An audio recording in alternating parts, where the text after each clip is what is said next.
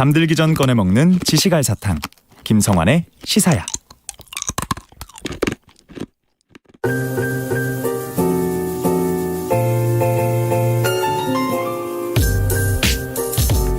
미술 시장이 그 어느 때보다 호황을 누리고 있다는 얘기 들어보셨을 겁니다. 최근에 미술 작품을 관람하는 것에 그치지 않고 경제적 가치를 추구하는 사람이 늘면서 이른바 아트테크라는 말까지 등장했는데요. 적은 돈으로 미술품을 소유하고픈 사람들은 공동 구매에 나서기도 한답니다. 미술 작품의 예술적 가치부터 산업적 가치까지 두루두루 살펴보는 시간입니다. 여의도동 미술관 오픈 갤러리 홍지혜 디렉터와 함께하겠습니다. 안녕하세요. 네, 안녕하세요. 홍지혜입니다. 네, 최근 미술 시장에 관심을 갖는 분들이 꽤 많이 늘어났어요. 네. 실제 현장에서 보시는 거 아니겠어요? 네, 어떠세요?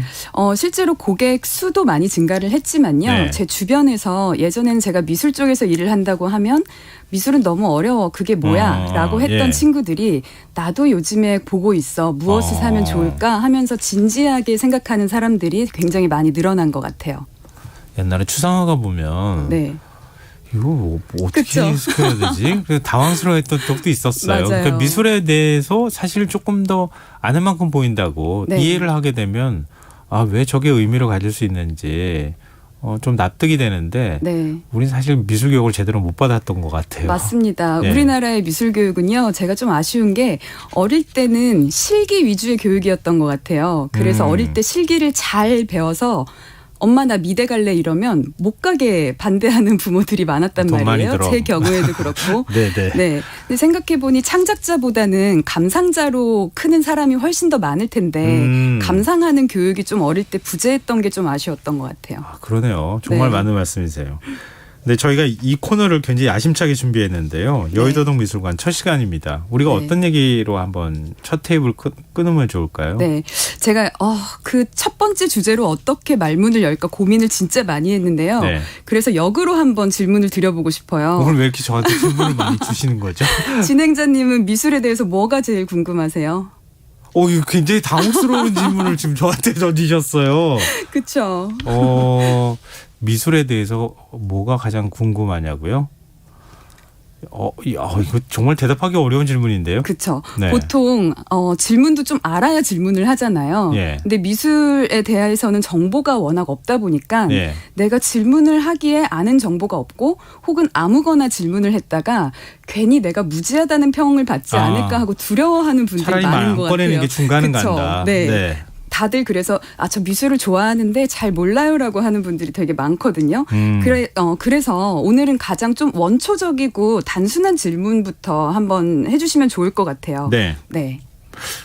그러면은 제가 질문을 드려볼까요? 네. 디렉터님은 왜 미술을 좋아하게 되셨어요? 네, 저는 미술을요 쓸모가 없어서 좋아합니다. 쓸모가 없어서요? 네. 그게 어떤 의미죠? 생각해 보세요. 예술은요 쓸모가 없습니다. 그러니까 사용성인 유즈라고 하는 것 자체가 없는 유즐리스한 거죠. 사실 자본주의 사회에서는 쓸모에 따라서 모두 그 가치가 매겨지잖아요. 예. 그러니까 이런 휴대폰도 스펙에 따라서 용량이 어떠냐, 예. 데이터가 얼만큼 쓰냐 이런 거에 따라서 가격이 딱 매겨지는데 미술은 오히려 쓸모가 없기 때문에 역설적으로 그 가치가 무한대까지 올라갈 수 있는 거예요. 그래서 미술이 만약에 스펙에 따라 가격이 책정된다면 과거에 수백만 원이었던 동일한 작품이 물리적으로 동일한데 스펙이 이게 시대가 지나서 수십억까지 올라가는 게 불가능하거든요. 네. 다시 말해서 효용이나 이제 효율을 최우선 가치로 하잖아요. 지금의 네. 자본주의 사회들은. 네. 근데 제 생각에는 미술이 갖는 그 미덕은 자본이 아닌 다른 소중한 가치에 조금 더 한번 들여다볼 수 있게 하는 그런 기회를 주는 것 같아요. 근데 쓸모없는 것들을 사람들은 왜 이렇게 비싼 돈을 주고 사는 거예요? 그러게요. 근데 사실 여기는 굉장히 간단합니다. 수요와 공급이죠, 결국에는. 그러니까 이 세계에서는 쓸모없음이 곧 가치 있음이 될 수 있다는 것일 뿐 결국에는 공급 대비 수요가 많으면 가격이 오른다라고 하는 기본적인 시장 논리에 따르게 됩니다. 그렇군요. 쓸모가 없는 건 비자본주의적인 사고방식인데 또 네. 유통되고 사는 건 또 자본주의적으로 사고 네. 앞뒤가 잘 안 맞는 것 같긴 한데 사람의 심리가 움직이는 것이기도 하니까요. 네. 그걸 어떻게 설명하기는 굉장히 어려울 것 같다는 생각이 네. 듭니다. 근데 최근 미술품으로 재테크하는 아트테크가 뭐 뜨고 있다 이런 얘기를 들었는데요. 요즘 네. MZ세대는 미술품도 많이 산다면서요? 네, 그렇죠. 많이 늘어났어요. 근데 어떤 작품이 가격이 오를까? 네. 내가 좋아한다고 작품이 가격이 오르는 건 아니잖아요. 네네. 궁금하신 분들 굉장히 많을 것 같아요. 네. 제가 팩트를 가지고 대화를 이어나가면 좋을 것 같아요. 네. 말씀하신 것처럼 내가 좋아한다고 해서 작품의 가격이 오르거나 이러지는 않는단 말이에요. 예. 그러면 과거에 사람들이 어떤 작품들을 다수가 좋아했고 어떤 예. 작품들이 그래서 가격이 올랐는지 사례를 바탕으로 좀 말씀을 드릴게요. 네. 진행장님께서는 우리나라에서 가장 비싼 작품이 누구 작품인지 아세요? 이거 오늘 어렵죠. 자꾸 제가 대답하기가 질문을 굉장히 많이 어려운- 드리나요? 근데 우리가 알고 있는 네. 굉장히 유명 작가들이 있잖아요. 네. 뭐 백남준, 네. 청경자 네. 이런 작가도 마찬가지일 것 같고 네. 김환기 작가 네. 제가 3명밖에 못 되나요? 더 그 중에 많이 있습니다. 없나? 다행히. 아, 그래요? 네. 김환기 작가의 작품이 130억, 정확히는 132억으로 우리나라에서 가장 비싼 작품입니다. 잘 이해하기 어려운 작품을 알고 있는데 저는. 네. 네. 그래도 이름은 들어보시. 야, 그럼요. 그렇죠. 네. 김환기 작가. 근데 생각했던 것보다는 높다고 생각하시는 분들이 많을 것 같아요. 네. 사실 이 세 자리 억대가 나오는 유일한 작품이에요.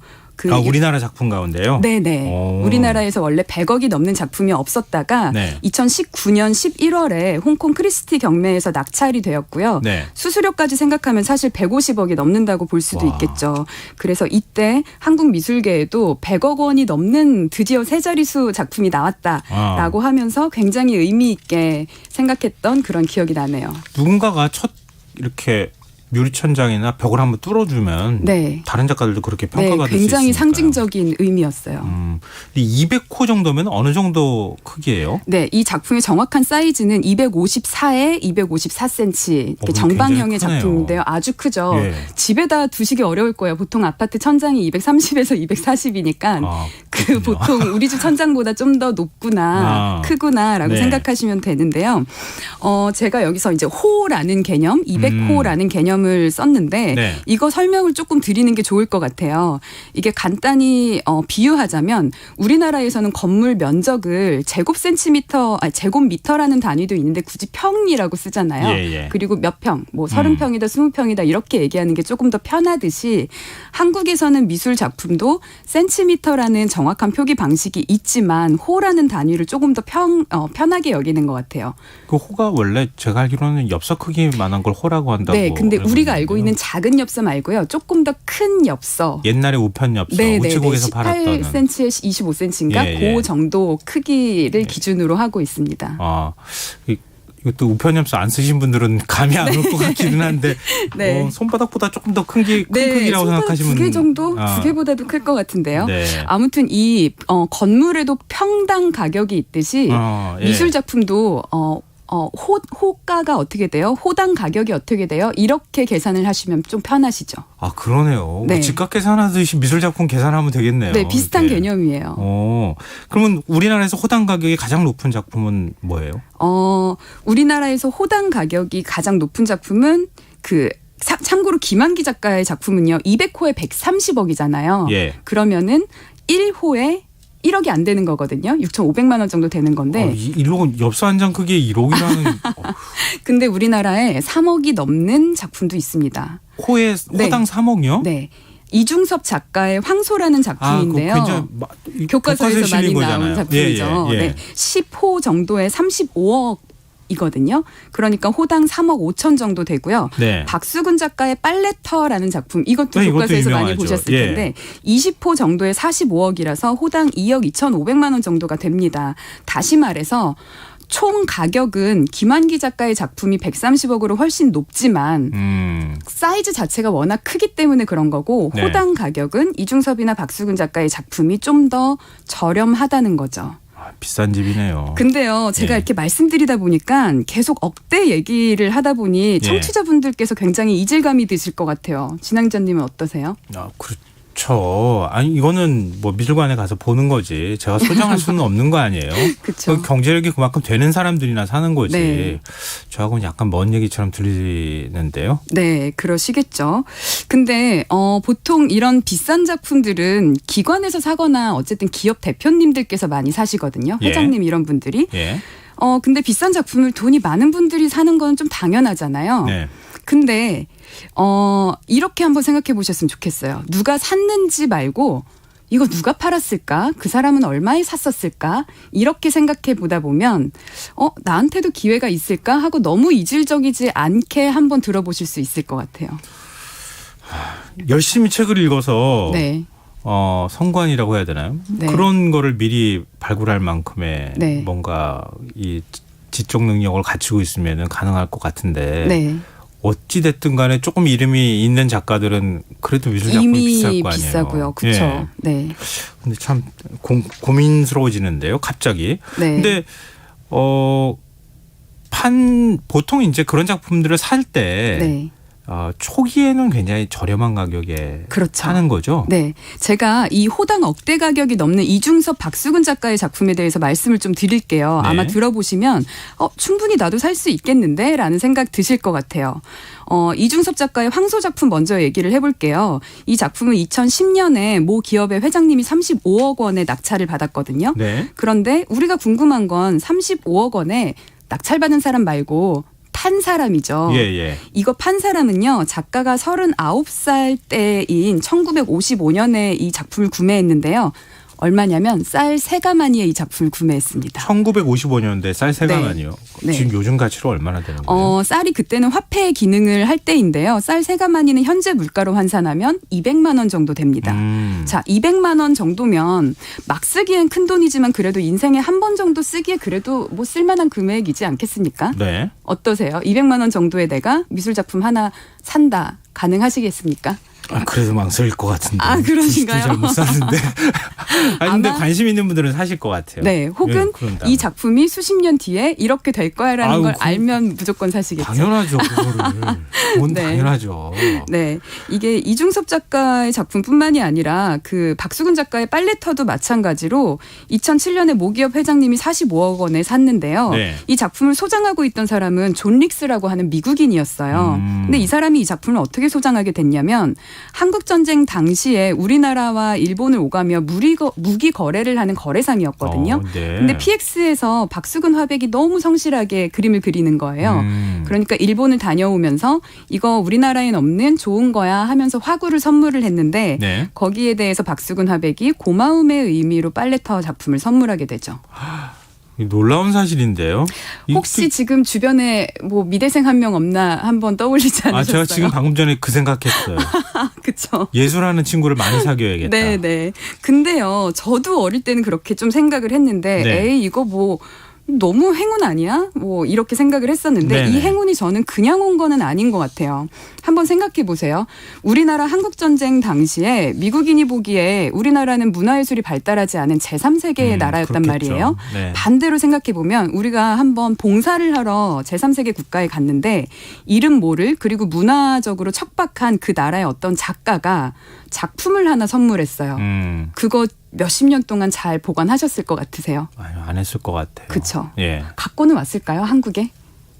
뭐 제가 제 입장으로 뭐 네, 말씀드린다면 저는 갖고 오긴 했을 것 그렇죠. 같아요. 저도 갖고는 왔을 것 같더라고요. 굉장히 근데 고맙고 굉장히 특별한 그쵸. 선물이잖아요. 근데 그게 작품의 의미라기보다는 약간은 기념품 같은 그렇죠. 느낌으로 갖고 예. 와서 한동안 보다가 이사 몇 번 다니면서 저는 처분했을 것 같거든요. 어디로 갔는지 찾지 못하는 그러니까요. 상태가. 저조차도. 네. 근데 존 릭스라는 이 사람은 한국 전쟁이 끝나고 미국으로 돌아간 후에도 수십 년간 이거를 잘 관리를 보관을 했다는 거죠. 그런 의미에서 네. 이 행운이 아무에게나 그냥 찾아온 건 아닌 것 같아요. 그러네요. 네.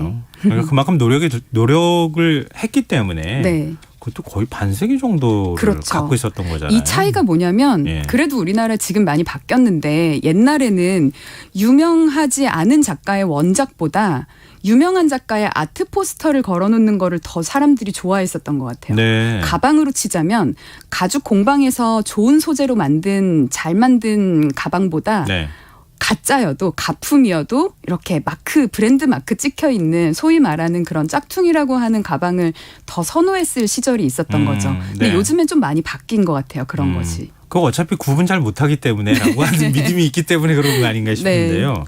근데 저는 개인적으로 하여튼 좋은 가죽을 쓴 걸 좋아할 것 같긴 한데. 네, 그렇게 많이 바뀌고 있는 것 같습니다. 아, 그래요? 이제는. 네. 그럼 제가 지금 딱 미술 작품을 사야 되는. 너무 좋은 마인드를 갖고 계세요.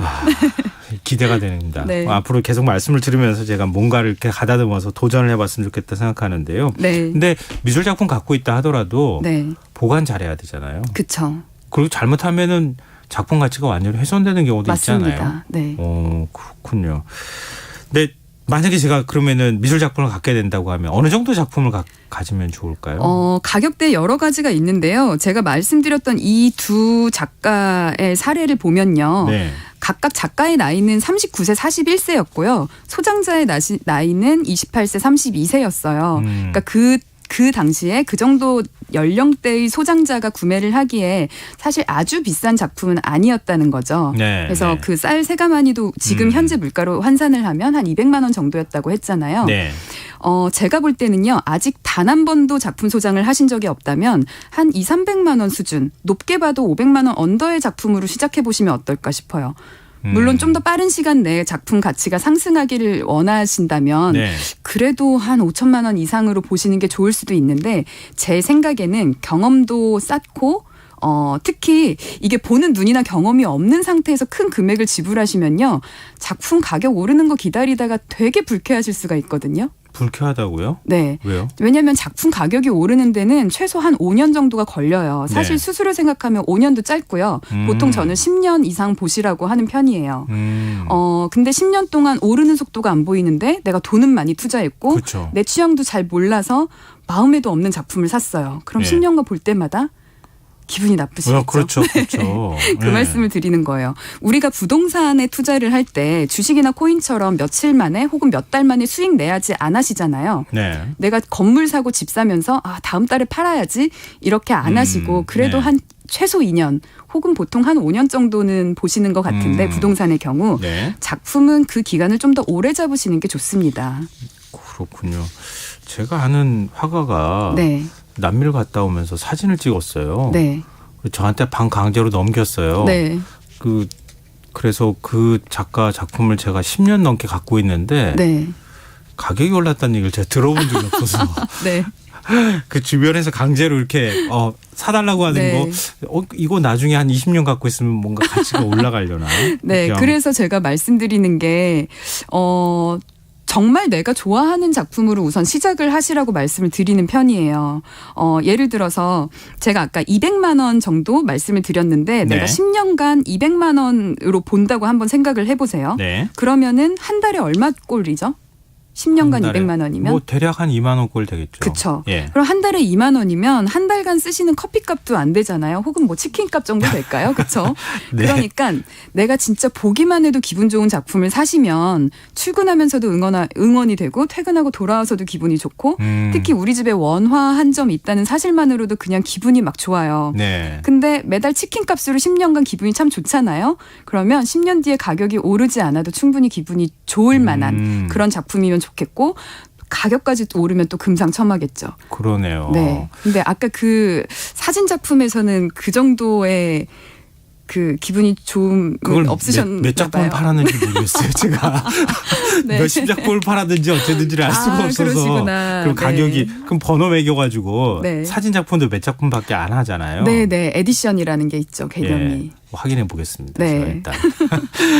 근데 보통 이렇게 작품을 네. 뭐 구입을 할 때 네. 내가 좋아하는 취향하고 네. 다른 사람들도 같이 좋아하는 취향이 이게 맞아야 되잖아요. 그래야 그쵸. 작품 가치가 올라가는 거죠. 네. 제가 한 500만 원 언더에서는 우선은 내 취향에 맞는 작품을 그냥 사랑하는 작품을 사세요라고 하는 편인데요. 만족도가 높으니까. 네네. 예. 근데 본격적으로 내가 투자를 할 거다. 그러면 예. 나의 개인의 취향이 아니라 다수의 취향이라는 면에 있어서 좀 생각을 해보셔야겠죠. 그러면 다수의 취향이라고 하면 뭔가 시대별로 네. 뭔가 어떤 변화나 이런 흐름들을 좀 잘 알아야 될 것 같기도 하고요. 네네. 그런 거를 파악할 수 있는 눈도 있어야 될 것 같고 네. 컬렉터들의 도움도 좀 필요할 것 같고 네. 다른 주변에 있는 사람들 도움을 좀 많이 받아야 되는 겁니까? 사실 내 주변에 있는 사람이 다수의 취향이라고 보기는 어렵기 때문에 네. 좀 더 저는 그냥 데이터로 보시면 좋을 것 같아요. 네. 실제로 과거 데이터를 좀 들여다보면요. 현대 국내 미술품 가격 10개 중에 탑 리스트 10개 중에서 9점이 김환기예요. 그러면은 많은 사람들이 김환기 작품을 좋아하는구나라고 볼 수가 있을 텐데요. 네. 그럼 김환기 작품을 왜 좋아하냐? 이게 단색화라는 한국의 미술 운동에 속하는데 사실상 이게 탑리스트에 들어가기 시작한 게 오래되지 않았어요. 2015년부터 서서히 올라와서 김환기가 김환기 본인의 기록을 경신하면서 탑리스트 중에 9개를 차지하게 된 건데 네. 2015년 전까지는 누구였냐면 박수근이랑 이중섭이었거든요. 예. 그러면 박수근, 이중섭의 작품과 김환기의 작품이 스타일이 조금 다른 거는 아시겠죠? 네네. 어떻게 좀 다른 것 같으세요? 아니, 또 자꾸 질문을 하시면 어떡해요. 설명해 주세요. 아니 느낌상 김환기는 우선은 추상이잖아요. 그쵸. 추상 작품이란 네. 말이에요. 그러니까 보고 느끼는 게 처음에는 어렵기도 하고 뭘 그렸는지 모르겠고 그쵸. 어쨌든 추상인데 네. 그 전에 있던 박수근이나 이중섭 작품은 빨래터, 황소 너무 극명하잖아요. 네. 그런 작품을 좋아했던 때가 있었다는 거죠. 근데 이 또한 그러면 박수근, 이중섭 작품이 왜 김환기의 작품 스타일로 바뀌었는가? 그러니까 수요자들의 취향이 예. 이거는 사실상 수요 공급이 기본이라고 제가 말씀을 네네. 드렸잖아요. 수요자들이 그걸 좋아하게 된 건데요. 예. 이거를 둘러싼 역사적 배경이 있어요. 역사적 배경요? 네네. 우선 미술 작품에 있어서 공급과 수요와 공급자는 누구죠? 작가겠죠, 당연히. 그렇죠. 그럼 수요자는 사는 사람이니까 그렇죠. 컬렉터겠죠. 네, 우선 공급자는 잘하고 봐야 됩니다. 근데 공급자가 훌륭하다고 해서 다 빛을 보는 게 아니죠. 왜냐하면 여기에서 수요자의 취향이 되게 중요하거든요. 네. 왜냐하면 공급 대비 수요가 많아져야 그 가격이 오르니까요. 예, 그렇죠. 다시 말해서 제가 아까 말씀드린 다수의 취향에 잘 맞아야 가격이 오른다라는 건데요. 자, 그 이중섭 박수근의 작품과 김환기 작품을 한번 비교를 해보면요. 네. 사실상 김환기 작가의 작품이 2015년부터 막 탑리스트에 올라왔다 그랬잖아요. 네. 근데 김환기 작가 언제 작고했는지 모르시죠? 질문 드리지 않을게요. 어려우니까. 김환기 작가가요. 1974년에 작고했어요. 아, 그렇군요. 이거 이해가 가세요? 작가가 74년에 작고했는데 네. 작품이 2015년부터 막 올랐어요. 그러니까 한 30년, 40년의 시간 차이가 있네요. 네네. 그 사이에 뒤늦게 작가의 작품에 대한 가치를 발견한 거예요. 그렇죠. 근데 생각해 보세요. 수요와 공급 측면에서 공급자가 여기에다 뭘 더 한 게 있을까요? 아니, 없죠. 그렇죠. 예. 무덤에서 나와서 뭐 작품을 더 그렇죠. 발전시켰을 리는 없잖아요. 예. 물리적으로는 동일한 공급 상태라는 건데 가격이 바뀌었다. 그러면 수요자가 바뀐 거겠죠. 예. 수요자가 보는 눈이 바뀌었다는 건데 수요자한테 그 작품이 갑자기 매력적이어진 거죠. 그렇죠. 그럼 왜 매력적이어졌냐? 예. 굉장히 다수의 취향이라는 거는 결국에는 단 한 사람의 어떤 특정한 기억이나 사건 이런 게 아니라 결국에는 시대에 근거할 수밖에 없습니다. 시대에 따라서 변화. 네, 시대에 따라서 그 시대에 살았던 사람들은 이런 작품을 좋아하게끔 시대가 형성이 된 거죠. 네. 네. 왜냐하면 아마 지금 진행자님도 네. 제가 김환기 작품과 박수근 작품이 가격이 동일한 걸 놓고 제가 그냥 무료로 드릴게요. 어떤 거 가지시겠어요? 하면은 네. 어떤 거 가지실 것 같아요? 이제는 알잖아요, 답을. 김환기 작가 거. 동일한 가격이라고 했을 때. 김환기 작가 거 같죠. 아, 그래요? 더 비싸잖아요. 더 비싸서요? 비싸질 것 같아서요? 아니, 네. 이제 어떤 취향에 관한 부분 각자 다를 수 있지만 네. 오늘 이렇게 미술품과 관련해서 네. 어떻게 미술품을 바라봐야 되는지 네. 굉장히 복잡하고 경제적인 어떤 기준이라는 게 있는 거구나. 네. 이런 생각을 쭉 오늘 말씀드리면서 하게 됐어요. 네. 근데 저희가 이제 첫 시간이라서 지금 초입 아주 이제 네. 기본적인 것만 얘기 들었잖아요. 네네. 다음 시간 계속 이제 매주 이 시간들을 이어가면서 네. 제가 나머지 못 들은 얘기 더 듣도록 네, 하겠습니다. 알겠습니다. 네. 여의도동 미술관 지금까지 오픈갤러리 홍지혜 디렉터와 함께했습니다. 오늘 말씀 고맙습니다. 네, 감사합니다. 김성환의 시사야 오늘 순서 여기서 마칩니다. 모바일 쿠폰 당첨자는 홈페이지 공지사항에서 확인하실 수 있습니다. 편안한 밤 되시고요. 전 내일 다시 찾아뵙겠습니다. 지금까지 시사평론가 김성환이었습니다. 고맙습니다.